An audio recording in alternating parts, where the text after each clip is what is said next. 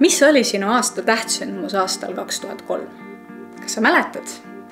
Aga eelmist aastat? Kuidas on lood praeguse aastaga?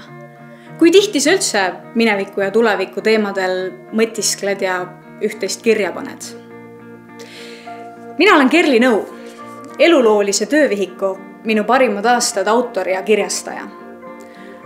Luba, et annan sulle 3 nõuannet, et sul tuleks elu parim detsember, jaanuar või kas või juuni.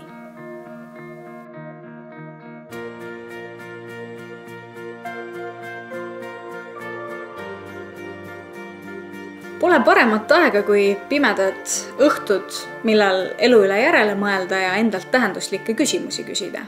Kes ma olen? Kuhu ma tahan minna? Millised on minu saavutused 5 aasta lõikes? Milliseid toredaid riike olen külastanud, kuhu ma veel tahaksin minna?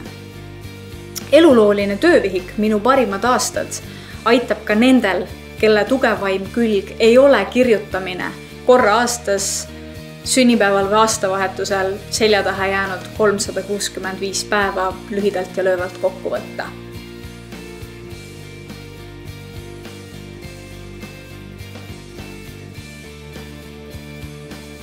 Eluloolises töövihikus on täitmiseks kokku igal aastal 10 punkti, mis elu erinevad valdkonnad lühidalt kokku aitavad võtta.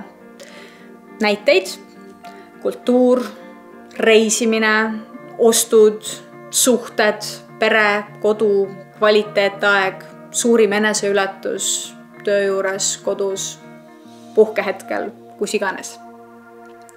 Kes täitmisega jänni jääb, leiab abi juhendist ja lõpuks koguneb kokku inimese enda isiklik elulugu.